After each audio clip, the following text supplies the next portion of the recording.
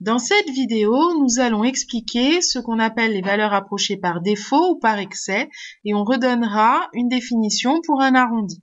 Alors si on reprend la division précédente, 27,9 divisé par 11, j'ai remis les différentes étapes de calcul ici.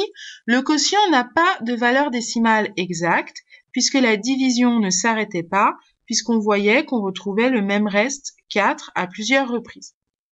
Donc, ce n'est pas un nombre décimal, ce quotient, mais on peut en donner une valeur approchée sous la forme d'un nombre décimal. Donc, on va donner quelques exemples de valeurs approchées. Alors, j'ai rappelé ici en haut la valeur qu'on avait trouvée approchée pour ce quotient et on va essayer de voir et définir ce que c'est qu'une valeur approchée par défaut et par excès. Alors déjà, une valeur approchée par défaut, ça va signifier qu'elle est plus petite.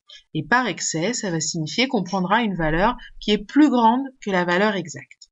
Donc si je reprends donc le quotient 27,9 divisé par 11, à l'unité, je vais donner un encadrement. Autrement dit, je vais l'encadrer par deux entiers consécutifs. Eh bien, 27,9 divisé par 11, je peux dire que c'est compris entre 2 et 3. Alors à ce moment-là, la valeur approchée par défaut, c'est-à-dire la plus petite à l'unité près, c'est le nombre 2. Et la valeur approchée par excès, c'est-à-dire plus grande à l'unité près, c'est le nombre 3.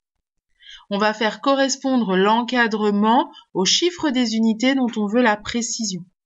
Maintenant, si je veux une précision au dixième près, je vais donner un encadrement du quotient avec un chiffre après la virgule. Donc 27,9 divisé par 11, je peux dire que c'est compris entre 2,5 et 2,6. Par défaut, c'est plus petit, donc la valeur approchée par défaut, ça va être 2,5, et la valeur approchée par excès, la plus grande, 2,6.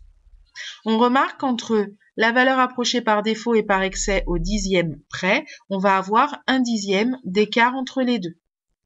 Maintenant, donnons une valeur approchée au centième près. On va donner un encadrement avec deux nombres qui ont deux chiffres après la virgule, puisque le chiffre des centièmes, c'est le deuxième chiffre après la virgule. Je vais pouvoir dire que 27,9 divisé par 11, c'est plus grand que 2,53, mais c'est plus petit que 2,54. À ce moment-là, la valeur approchée par défaut, c'est la plus petite, 2,53, et la valeur approchée par excès, c'est 2,54. Donnons maintenant un exemple d'arrondi. Alors, l'arrondi à l'unité, c'est le nombre le entier, on s'arrête au chiffre des unités, qui est le plus proche. Mais je peux également arrondir au dixième. À ce moment-là, ça va être le nombre avec un chiffre après la virgule qui est le plus proche. Et si j'arrondis au centième, c'est un nombre avec deux chiffres après la virgule qui est le plus proche. Voyons voir sur des exemples. Si je prends 85,472 et que je veux donner des arrondis à l'unité près, au dixième près et au centième près. À l'unité près, ça veut dire que je vais m'arrêter au chiffre des unités. Donc, je vais donner un nombre entier. Et le nombre entier qui est le plus près de 85,472, c'est 85. Au dixième près, ça veut dire que je vais m'arrêter à un chiffre après la virgule.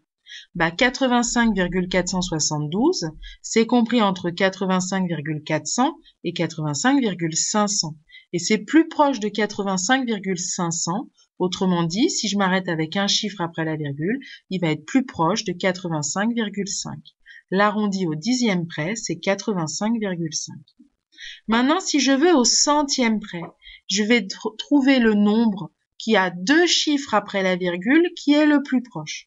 Ça va se jouer entre 85,47 et 85,48. Mais 85,472, c'est plus près de 85,470 que 85,480. Donc 85,472, c'est plus près de 85,47 que de 85,48. Donc son arrondi au centième près, c'est 85,47. Donnons maintenant sur le deuxième exemple, on va partir du nombre 85,638, une autre méthode pour trouver l'arrondi. Alors l'arrondi à l'unité près, c'est toujours un nombre entier. Donc ce nombre, il est compris entre 85 et 86. Pour savoir s'il est plus près de 86 que de 85, je vais regarder le chiffre d'après, c'est-à-dire ici le chiffre des dixièmes. 6, c'est plus grand que 5. Donc, comme c'est plus grand que 5, je vais aller augmenter de 1 le chiffre des unités et donc l'arrondi, c'est 86. Maintenant, si je veux l'arrondir au dixième près, je vais donc donner un résultat avec un chiffre après la virgule. Je vais donc aller regarder le chiffre des centièmes. C'est 3. Et 3, c'est plus petit que 4. Donc, je vais conserver ce chiffre des dixièmes là. C'est donc mon arrondi 85,6. Maintenant, si je veux un arrondi au centième près, c'est-à-dire un nombre avec 2 chiffres après la virgule, je vais aller regarder le chiffre d'après, ici le chiffre des millièmes. Le chiffre des millièmes, il est plus grand que 8. Donc, je vais aller augmenter de 1 le chiffre des centièmes. Et si j'augmente de 1, c'est 85,64. Donc, l'arrondi, c'est 85,64. Donc, si on récapitule cette méthode, on va aller chercher le chiffre qui suit le chiffre de la précision demandée.